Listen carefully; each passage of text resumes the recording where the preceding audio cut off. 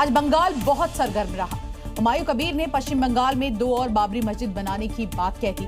साथ ही आपको बता दें, यहां पर AIMIM प्रमुख असदुद्दीन ओवैसी के साथ मिलकर चुनाव लड़ने का भी ऐलान किया, जिसके बाद सवाल उठ रहे हैं कि क्या बंगाल में हुमायूं की नई बाबरी के पीछे ओवैसी है। मुर्शिदाबाद में हुमायूं कबीर ने फीता काटकर बाबरी की नींव रखी और आज शिलान्यास वाली जगह पर ईंट रख दी। नींव रखते ही 2 और जगहों पर मस्जिद बनाने का ऐलान किया। मुर्शिदाबाद के बाद अब बारी, मालदा और रामपुर हाट की है।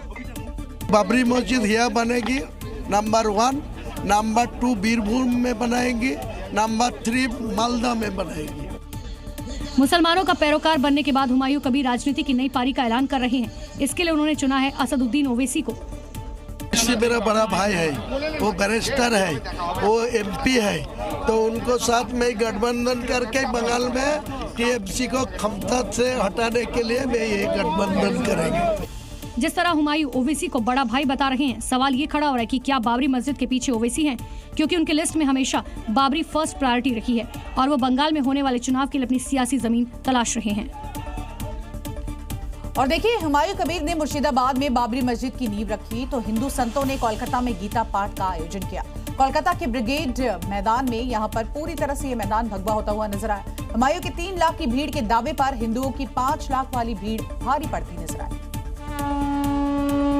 ये कहीं न कहीं हुमायूं कबीर की बाबरी के खिलाफ शंखनाद है। ये जवाब है उन दावों का जो 24 घंटे पहले किए जा रहे थे। मुर्शिदाबाद में बाबरी मस्जिद की नींव रखी गई तो आज साधु संतों ने कोलकाता में गीता पाठ का आयोजन किया। गीता के पहले 9वें और 18वें अध्याय का पाठ हुआ। कोलकाता के ब्रिगेड मैदान में जहां तक नजर गई वहां सिर्फ भगवा झंडे और सनातनी दिखे और सनातनियों के एकता का नारा बुलंद होता हुआ दिखाई दिया। गीता पाठ में बाबा बागेश्वर के साथ साथ 150 साधु संत शामिल हुए। बंगाल के राज्यपाल आनंद बोस की मौजूदगी में बाबा बागेश्वर ने बाबर प्रेमियों को सीधे चैलेंज दे दिया। क्या भारत में विदेशी आक्रांताओं के नाम से कुछ बनना चाहिए? क्या ये भारत बाबर का है? जिस तरह हुमायूं बाबर को जिंदा रखना चाहते हैं, उनके सपने को हिंदुओं ने तोड़ने की नींव रख दी है। तो देखिए, हुमायूं कबीर के मुर्शिदाबाद में नई बाबरी की नींव रखने के साथ ही राम मंदिर बनाने का ऐलान भी हो गया है। सुकांता मजुमदार ने ऐलान किया है कि अब राम मंदिर भी बनेगा। तो क्या समझा जाए, पश्चिम बंगाल का मुर्शिदाबाद नई अयोध्या बनेगा, जिसका विवाद 500 साल में हल हुआ। मुर्शिदाबाद में लड़ाई अब बाबर वर्सेस राम की दिख रही है। एक तरफ हुमायूं 3 बाबरी मस्जिद बनाने का ऐलान कर चुके हैं, तो उधर बीजेपी नेता सुकांता मजुमदार ने मुर्शिदाबाद में ही राम मंदिर का ऐलान कर दिया है। राम मंदिर भी बनाएंगे मुर्शिदाबाद में।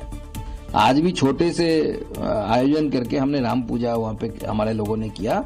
आगे आने वाले समय में भव्य तरीके से राम मंदिर का शिलान्यास होगा।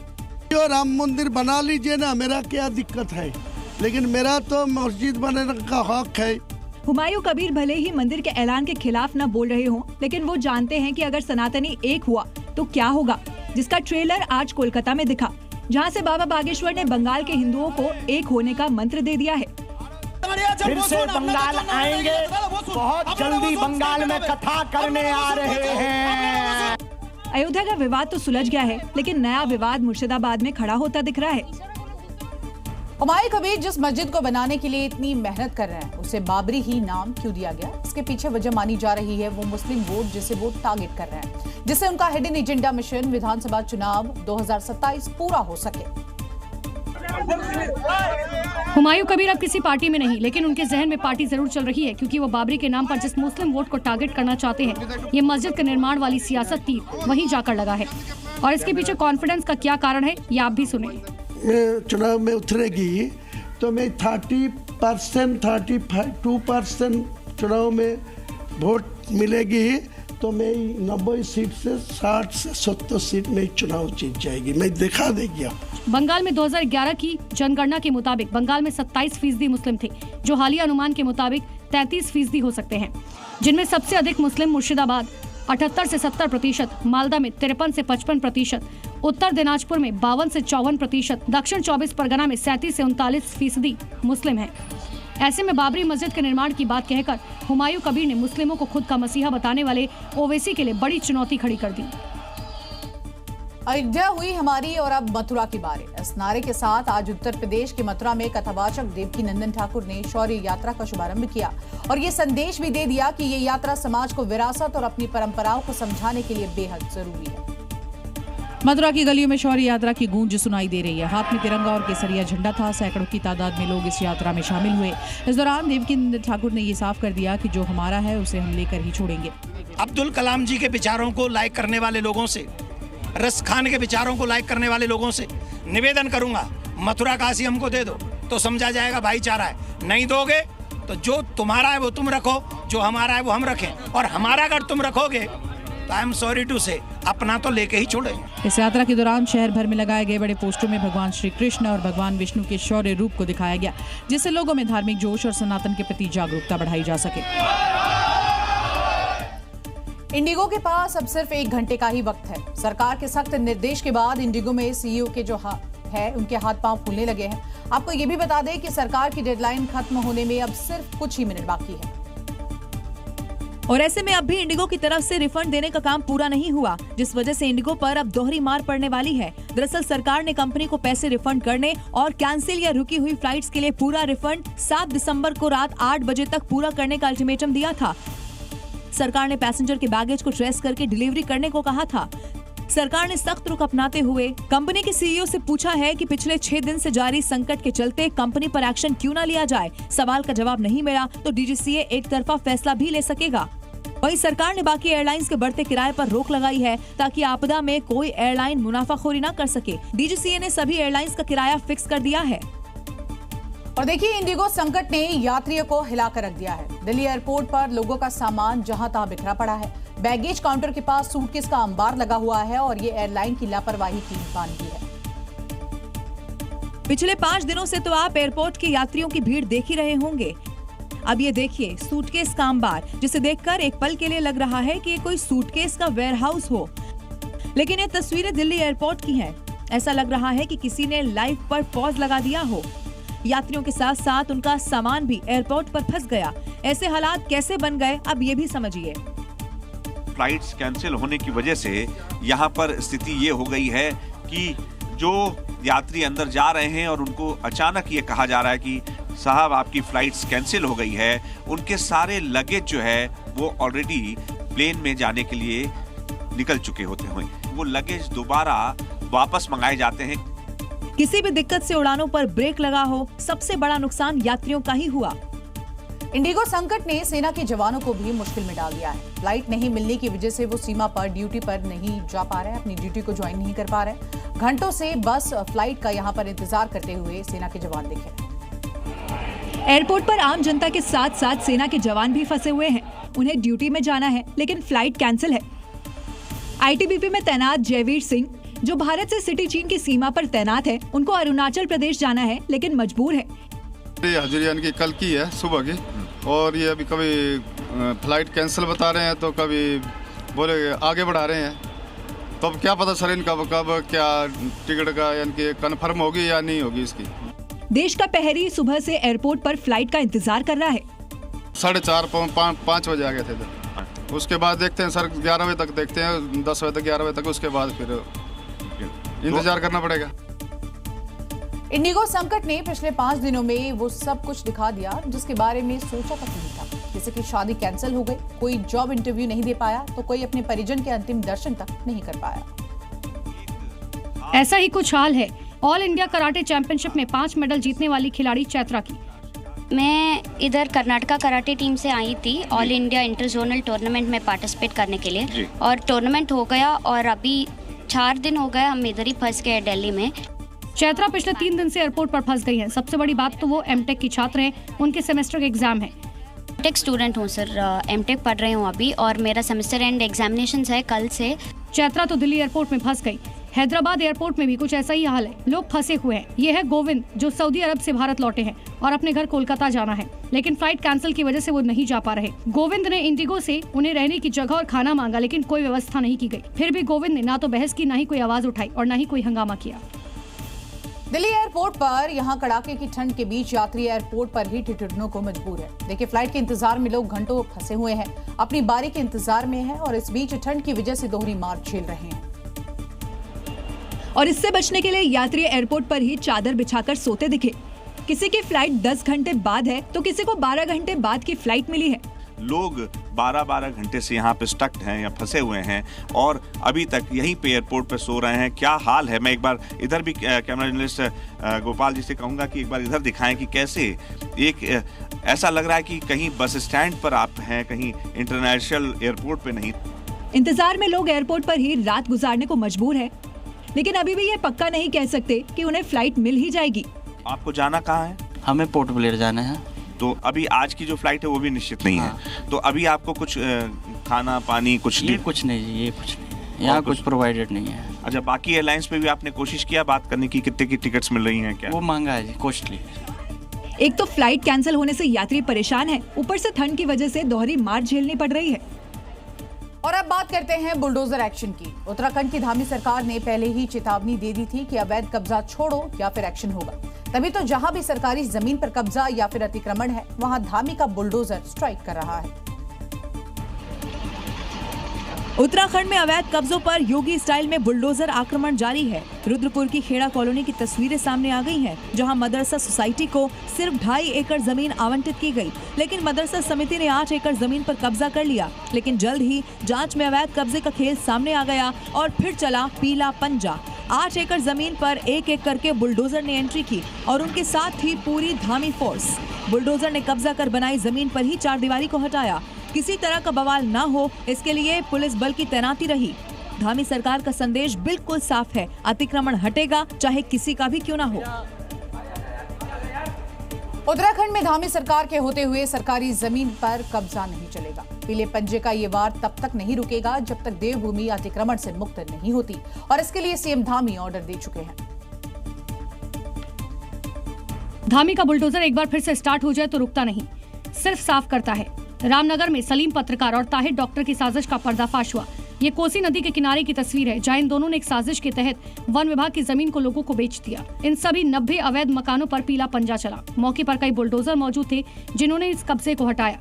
170 परिवारों को पहले ही नोटिस दिया गया था। कई परिवारों ने खुद घर छोड़ दिए, लेकिन कुछ लोगों ने खाली नहीं किया।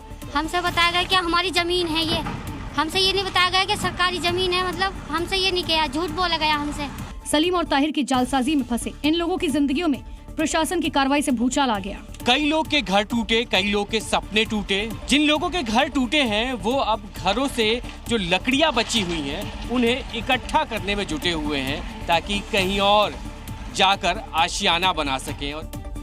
और इस बीच एक बड़ी खबर उत्तर प्रदेश से आ रही है, जहां पर यूपी के गोंडा में बुलडोजर एक्शन हुआ। ये बड़ी जानकारी सामने आ रही है। तो आपको बता दें, सरकारी जमीन से हटाया गया अवैध कब्जा। डीएम के आदेश पर बुलडोजर एक्शन किया गया है। यूपी में आप देखिए, प्रशासन का बुलडोजर जो है वो जगह जगह चलता हुआ नजर आया। इन सब के बीच गोंडा से ये तस्वीरें आपके सामने, जहां पर सरकारी जमीन को कब्जा मुक्त कराया जा रहा है। और इसी के साथ साथ जहां जहां पर अवैध अतिक्रमण है, वहां पर कुछ इसी तरह से प्रशासन का पीला पंजा काम करता हुआ दिखाई दे रहा है। और चलिए बात करते हैं बिहार की, जहां पर बुलडोजर एक्शन देखने को मिल रहा है। बिहार में अवैध निर्माण पर सम्राट चौधरी का बुलडोजर टॉप स्पीड में चल रहा है। हालांकि इस बीच कार्रवाई का जबरदस्त विरोध भी हो रहा है, जिसकी तस्वीर बेगूसराय में देखने को मिली। बुलडोजर कार्रवाई के विरोध में एक शख्स ने अपनी चोटी काट दी।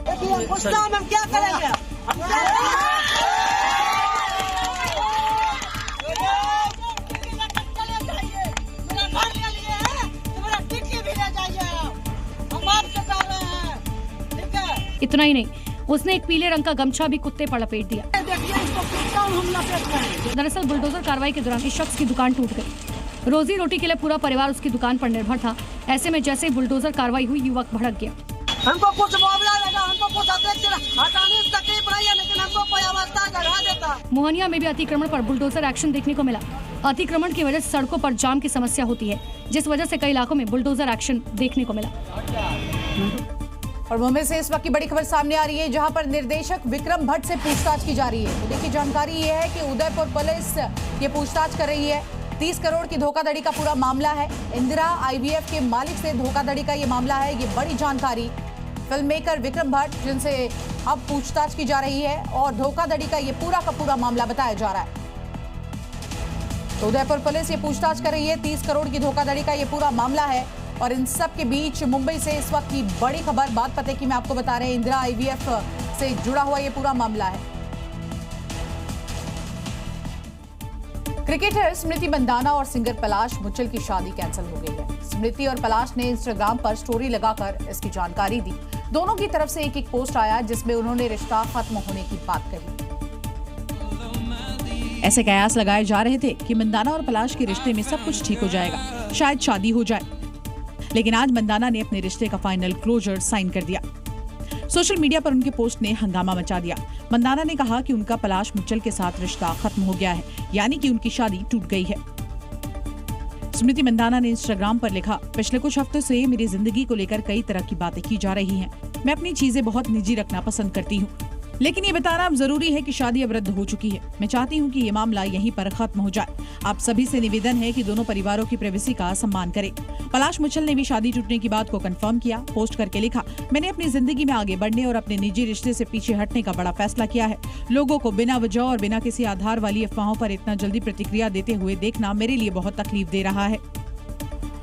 स्मृति मंदाना 23 नवंबर 2025 को स्मृति और पलाश की शादी तय की गई थी, लेकिन उसी सुबह कुछ ऐसा हुआ कि दोनों के लिए जिंदगी का सबसे खास दिन ब्लैक डे में तब्दील हो गया।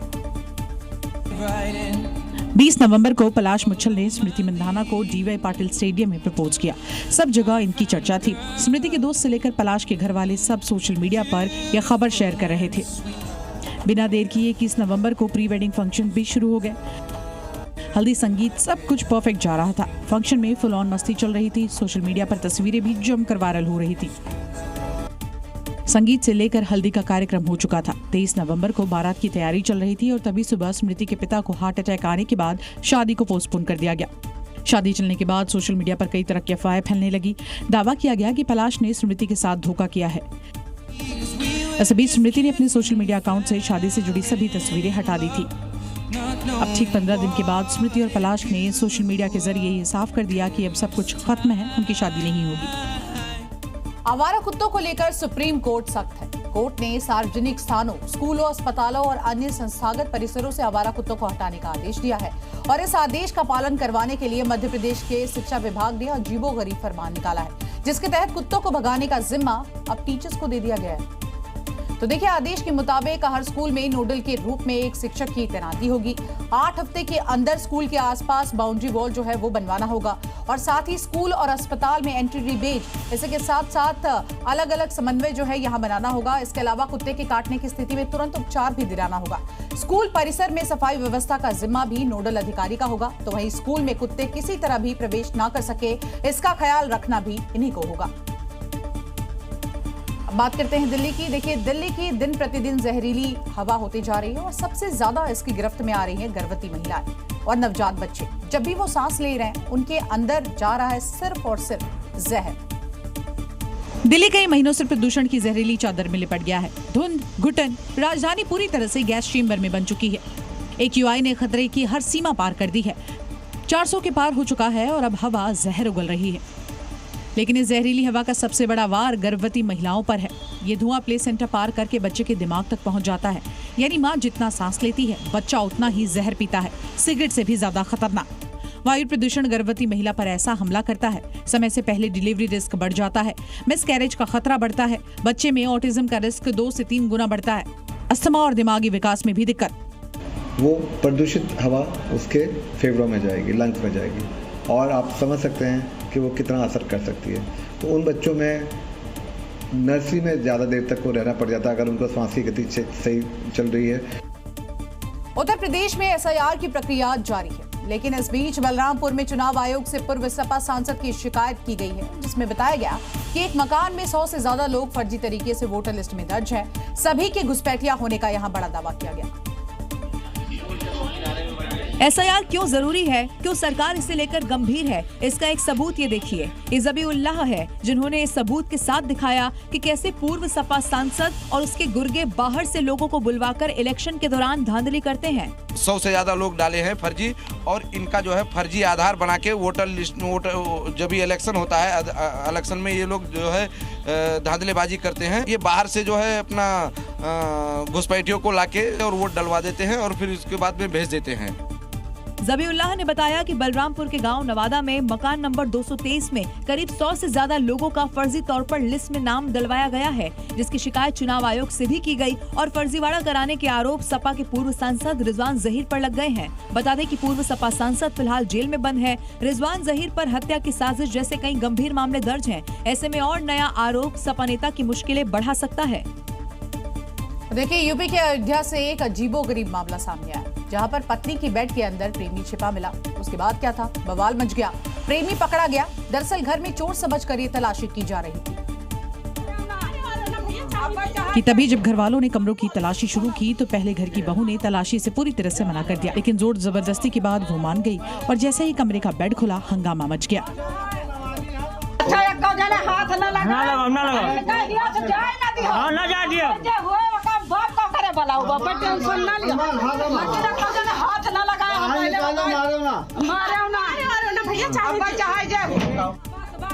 वहीं इस दौरान वीडियो कॉल पर महिला का पति दुबई से जुड़ा हुआ था। वीडियो कॉल के जरिए उसने सब कुछ देखा और इसके बाद जो हुआ वो और हैरान करने वाला था। इस वक्त एक बड़ी खबर आजमगढ़ से आ रही है, जहां पर पुलिस का अभियान देखने को मिला है। आपको बता दें, यहां पर पुलिस ने हिस्ट्री शीटर जो है उनको शपथ दिलाई है। अपराध न करने की शपथ दिलाते हुए नजर आए। तो एक नहीं, दो नहीं, बल्कि 93 हिस्ट्री शीटर्स को ये शपथ दिलाई गई है। थाने में तलब करके ये शपथ दिलाई गई। इन तस्वीरों को आप देख लीजिए। यूपी में अपराध से तौबा करने वाले अब ये हिस्ट्री शीटर बन गए हैं, क्योंकि ये शपथ लेते हुए यहाँ पर नजर आ रहे हैं और ये तस्वीरें भी जमकर वायरल है। उत्तर प्रदेश में अपराधी हिस्ट्री शीटर्स, खासकर हम कहें 90 से अधिक, उनको यहाँ पर शपथ दिलाई जा रही है। आप लोग पहले से चीजों को उत्तर प्रदेश के महिषासुरों पर बाबा का बुलेट ब्रह्मास्त्र चल रहा है। ताबड़तोड़ एनकाउंटर की तस्वीरें सामने आई। अपराधियों की डेंटिंग पेंटिंग की जा रही है। इसी बीच आपको बता दें, योगी फोर्स उन्हें जहन्नुम का रास्ता दिखाती हुई नजर आ रही है, जिसकी बानगी शहर शहर दिखाई दी। गाजियाबाद, फिरोजाबाद, अमेठी, प्रतापगढ़, जहां अपराधियों पर योगी फोर्स कहर बनकर टूट रही है। सबसे पहले बात गाजियाबाद की, जहां 20,000 का इनामी बदमाश, जिसे पुलिस ने मुठभेड़ में मार गिराया है। बदमाश के दोनों पैर में गोली लगी। इस बदमाश पर गाजियाबाद, नोएडा, दिल्ली समेत कई इलाकों में लूट के 34 से ज्यादा गंभीर मामले दर्ज हैं। पुलिस ने जब बदमाश आदिल को रोकने की कोशिश की तो उसने फायरिंग शुरू कर दी। जवाबी कार्रवाई में वो घायल हो गया। वहीं अमेठी में भी पुलिस ने मुठभेड़ के दौरान 3 बदमाशों को गिरफ्तार कर लिया। अपराधियों के पास से पुलिस को कई अवैध हथियार बरामद हुए। वहीं फिरोजाबाद में भी पुलिस के जॉइंट ऑपरेशन में वारदात से पहले पुलिस ने 2 आरोपियों को गिरफ्तार किया। ऐसी ही स्थिति प्रतापगढ़ में भी देखने को मिली, जब मुठभेड़ के दौरान एक गौ तस्कर को पुलिस ने गिरफ्तार किया। योगी फोर्स के हंटर से अब अपराधी रहम की गुहार लगा रहे हैं। भोजपुरी स्टार और बीजेपी के नेता पवन सिंह को अब यहां पर आपको बता दें, गैंगस्टर की निशानी पे वो नजर आए, क्योंकि दावा किया गया है कि पवन सिंह को बिश्नोई गैंग ने वार्निंग दी है। साथ ही यहां पर पैसों की डिमांड भी की गई है। पवन सिंह को आए धमकी भरे कॉल में आरोपी ने खुद को लॉरेंस गैंग से जुड़ा बताया, जिसमें उसने सलमान खान के साथ काम नहीं करने की चेतावनी दी है। साथ ही किसी भी इवेंट में सलमान के साथ शामिल होने पर नतीजा भुगतने की भी धमकी दी है। आरोपियों ने पवन सिंह से पैसे की डिमांड भी की है। धमकी भरा कॉल आने के बाद पुलिस में शिकायत दर्ज की गई है और पुलिस जिस नंबर से धमकी आई थी अब उसकी जांच भी कर रही है। बिहार चुनाव के दौरान पवन सिंह को वाई श्रेणी की सुरक्षा दी गई थी। ऐसे में सुरक्षा को और टाइट कर दिया गया है। मध्य प्रदेश की मंदसौर में पुलिस ने नाबालिग लड़की को ब्लैकमेल करने वाले युवकों को ऐसा सबक सिखाया है जो कि वो जिंदगी भर याद रखेंगे। साथ ही इस कार्रवाई से कड़ा संदेश भी दिया कि बेटियों को परेशान किया तो अंजाम कुछ अच्छा नहीं होगा। कि वही दोनों युवक हैं जिन्होंने एक 16 साल की नाबालिग लड़की का चाकू की नोक पर अश्लील वीडियो बनाया और उसे ब्लैकमेल करने लगे, जिसके बाद लड़की ने पुलिस में शिकायत की और उसके बाद जो हुआ उसकी तस्वीरें आपके सामने हैं। आपको बता दें कि रिहान और बाबू ने लड़की से 5 लाख रुपए की मांग की थी। लड़की ने 2 लाख रुपए दे भी दिए थे, लेकिन दोनों ने फिर से 3 लाख की मांग कर दी। लेकिन लड़की ने जब पैसे नहीं दिए तो रिहान ने वीडियो वायरल कर दिया। जानकारी मिलते ही मामले में हिंदू संगठन भी समर्थन में आ गया और आरोपियों के परिवार के खिलाफ भी मांग की कार्रवाई करने लगे और हनुमान चालीसा का पाठ भी किया। दबाव बढ़ता देखकर पुलिस ने दोनों को गिरफ्तार करके शहर में जुलूस निकाला। इतना ही नहीं, पुलिस ने दोनों आरोपियों के खिलाफ बुलडोजर की कार्रवाई भी की। आरोपियों पर पॉक्सो एक्ट, वीडियो वायरल करना, ब्लैकमेलिंग जैसे कुल 11 धाराओं में मामला दर्ज किया गया। पाकिस्तान से भारत आई सीमा हैदर एक बार फिर से सुर्खियों में है, क्योंकि वो फिर से मां बनने वाली हैं और इसकी जानकारी खुद सीमा और सचिन ने सोशल मीडिया पर वीडियो के जरिए दी। सीमा 6ठी बार मां बनेगी। वीडियो में सीमा ने बताया कि वो पूरी तरह से स्वस्थ हैं और डॉक्टर से रूटीन चेकअप भी करवा चुकी है। वीडियो में दोनों ही बेहद खुश नजर आ रहे हैं और आने वाले बच्चे को लेकर काफी उत्साहित दिख रहे हैं। भगवान ने हमें दोबारा खुशी दी तो हमने स्वीकार कर ली। हमारे बच्चे हम पालेंगे तो हम तो बहुत खुश हैं। पहले 5 थे, अब 6 हो जाएंगे। अपने 4 बच्चों के संग सचिन मीना के प्यार में पाकिस्तान से भारत आई सीमा फिलहाल 5 बच्चों की मां है। सीमा के 4 बच्चे उनके पाकिस्तानी पति गुलाम हैदर से हैं, जबकि एक बेटी सचिन मीना की है और अब वो छठी बार बच्चे को जन्म देने जा रही हैं। यूपी के इटावा से एक हैरान करने वाला मामला सामने आया है, जहां पर शादी में हुई चोरी के केस में दूल्हा ही चोर निकला है और शादी से पहले ही जेल की सलाखों के पीछे पहुंच गया है। दूल्हे ने 40 लाख के जेवरात चुराए थे। पुलिस की गिरफ्त में खड़ा ये शख्स वही चोर है जिसने अपनी ही शादी में चोरी की वारदात को अंजाम दिया। बता दें कि यहाँ की पंजाबी कॉलोनी में रहने वाले बिहारी लाल तिवारी ने पुलिस को अपने घर में हुई चोरी की शिकायत की थी, जिसके बाद पुलिस ने मामले की जांच पड़ताल शुरू की तो पूरे मामले का खुलासा हुआ।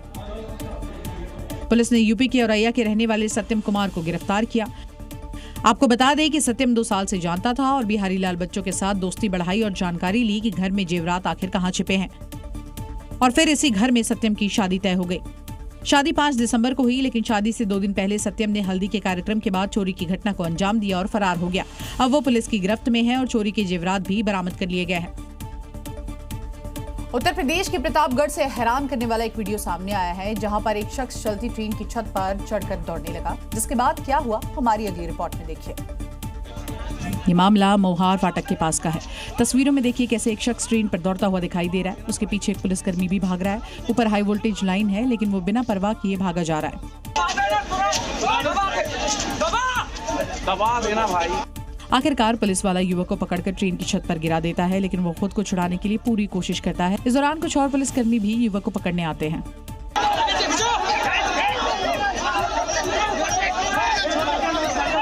आखिरकार कड़ी मशक्कत के बाद बाहुबली बन रहे युवक की हेकड़ी निकाल दी गई। बिहार में पूरी तरह से शराबबंदी है, लेकिन शराब माफिया शराब बेचने और रखने के लिए अनोखा जुगाड़ निकाल लेते हैं, और ऐसे ही जुगाड़ को देखकर पुलिस भी यहाँ पर हैरान रह गई। एक रिपोर्ट आपको दिखाते हैं। समस्तीपुर में शराब माफिया ने शराब छिपाने के लिए जमीन में ही गोदाम बना दिया ताकि किसी को शक ना हो, लेकिन पुलिस ने छापा मारा तो उसके भी होश उड़ गए, क्योंकि जमीन में 1-2 बोतल नहीं बल्कि पेटियां निकल रही हैं।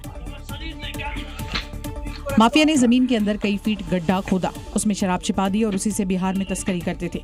कार्रवाई के दौरान कई महंगे ब्रांड की शराब जब्त की गई। पुलिस अब इस बात की जांच कर रही है कि क्या कहीं और भी इस तरह के सीक्रेट तहखाने तो नहीं बना रखे हैं। और देखिए, आपने धमकियां तो बहुत सी सुनी होंगी, देखी होंगी, लेकिन एमपी के सब्जी वाले ने जैसी वार्निंग दी है वैसे शायद आपने कभी नहीं देखी होंगी। वीडियो इंदौर की सब्जी मंडी की है, जो कि अब सोशल मीडिया पर खूब वायरल है।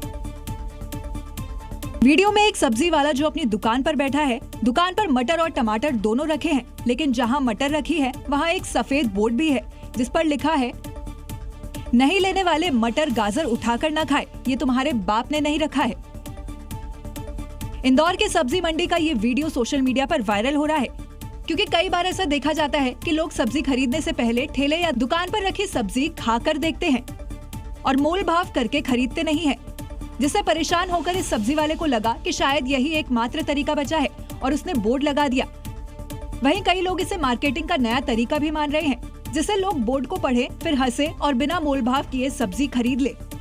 हिमाचल के चंबा में अचानक से खुशियों का पूरा माहौल गम में तब्दील हो गया, जब छत का एक हिस्सा गिरने से दहशत फैल गई और इस हादसे में 30 से ज्यादा लोग घायल होते नजर आए, जिनको पास के अस्पताल में भर्ती करवाया गया।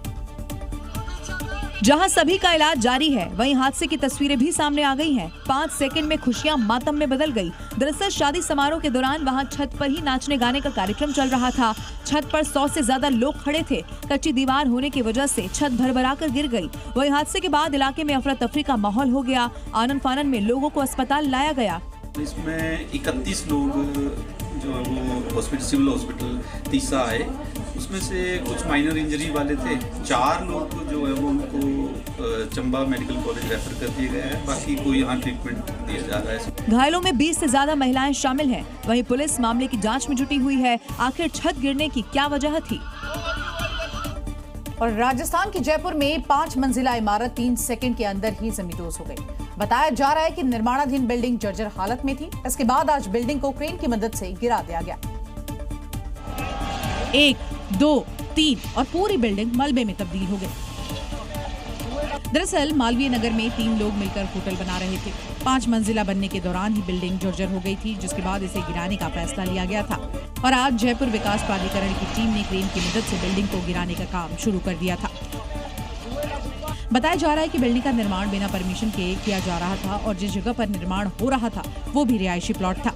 निर्माण के दौरान लापरवाही की बात भी सामने आ रही है, जिसके बाद बिल्डिंग को गिरा दिया गया। वहीं महाराष्ट्र के पुणे से एक वीडियो सामने आया है जिसमें कुत्तों की एकता एक तेंदुए पर भारी पड़ती हुई नजर आई। दरअसल तेंदुआ घर में घुसने की कोशिश कर रहा था, लेकिन कुत्तों का हौसला और तालमेल देखकर उसे वापस लौटना पड़ा। रात के तकरीबन 1:30 बज रहे हैं। वीडियो में तीनों कुत्तों को देखा जा सकता है। तभी कुत्तों को गेट के पास से एक हरकत होती दिखाई देती है, जिससे वो सतर्क हो जाते हैं और वो क्या देखते हैं कि गेट के दाईं ओर एक तेंदुआ घर में घुसने की कोशिश करता है, लेकिन कुत्ते भौंकने लगते हैं। तेंदुआ तीनों कुत्तों को देखकर घबरा जाता है और वापस जंगल में चला जाता है। वहीं ये घटना घर में लगे सीसीटीवी में रिकॉर्ड हो गई। ये वीडियो पुणे में जुन्नार तालुका के पास गुंजालवाड़ी का बताया जा रहा है, जहां किसान अशोक दार के करक रहते हैं, जहां ये तेंदुआ घुसने की कोशिश कर रहा था, लेकिन कुत्तों की सतर्कता से तेंदुए घर में नहीं घुस पाए, वरना घर में मौजूद लोगों को नुकसान पहुंच सकता था। और अब बात करते हैं छत्तीसगढ़ की, जहां पर इस समय जंगली हाथियों का आतंक देखने को मिल रहा है। हाथी रिहायशी इलाकों में घुस रहे हैं, जिससे गांव वालों में दहशत का माहौल है। हाथियों के गांव में घुसने की तस्वीरें भी सामने आई, जिसमें साफ साफ गजराज का खौफ दिख रहा है। हाथी बाकायदा घरों के दरवाजों में दस्तक दे रहे हैं। ये देखिए कैसे हाथी मंदिर के दरवाजे को धक्का दे रहा है और उसे तोड़ देता है। ये पूरी घटना रायगढ़ जिले की बताई जा रही है, जहां पर भोजन की तलाश में हाथियों के झुंड इस समय गांव की ओर आ रहे हैं। ऐसे ही एक हाथी का गांव में घुसने का वीडियो सामने आया है, जिसमें करीब 5 मिनट तक हाथी गांव की गलियों में घूमता दिखाई दिया। सीसीटीवी सामने आने के बाद गांव में दहशत का माहौल है। कई गांव में अलर्ट जारी कर दिया गया है। रायगढ़ में इस समय तकरीबन 70 हाथी मौजूद है। वन विभाग की टीम लगातार इलाके में नजर बनाए हुए है, ताकि कोई भी अनहोनी ना हो। और इस वक्त एक और बड़ी खबर आपको बता दें, विराट कोहली ने दर्शन पूजन किया है। विशाखापट्टनम में विराट कोहली नजर आए, जहां पर उन्होंने लक्ष्मी नारायण मंदिर में जाकर दर्शन पूजन किया है। ये बड़ी खबर इस वक्त की आपको बता रहे हैं। तो आप देख सकते हैं यहाँ पर तमाम पंडित आपको नजर आ रहे हैं, विराट कोहली नजर आ रहे हैं, पूजा अर्चना की जा रही है, मंत्र उच्चारण किया जा रहा है। और कई बार हमने देखा है विराट कोहली की अलग अलग तस्वीरें अलग अलग मंदिरों में दर्शन करते हुए नजर आते हैं।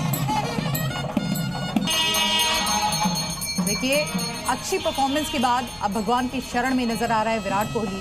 और जब जब कुछ अच्छा करते हैं या जब जब मुश्किल के वक्त में होते हैं, तो सीधे भगवान के दरबार में नजर आते हैं। और एक बार फिर से विशाखापट्टनम से ये तस्वीरें आपके सामने, जब दर्शन पूजन के लिए पहुंचे विराट कोहली।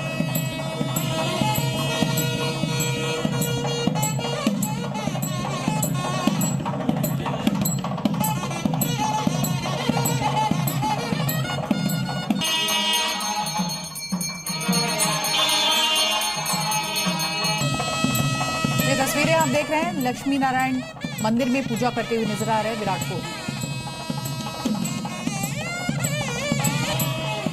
और इसी बीच एक बड़ी खबर सामने आ रही है। बाबरी पर राम भद्राचार्य का एक बड़ा बयान सामने आया है। उन्होंने कहा है कि ये बहुत गलत है। तो देखिए, साथ साथ उनका कहना है कि ये बहुत गलत है, गंभीर है, इनके इरादे कामयाब नहीं होंगे। ममता भारत विरोधी महिला है, ममता नाम मात्र की हिंदू है। राम भद्राचार्य की ओर से ये बड़ा बयान बाबरी पर। बहुत बड़ी बात, बहुत बुरा है और उनकी मनसा पूरी नहीं हो पाएगी। ममता नामतः हिंदू, वास्तव में भारत विरोधी महिला है। मेरा वक्तव्य सीधा उसके सामने बिल्कुल कहिए।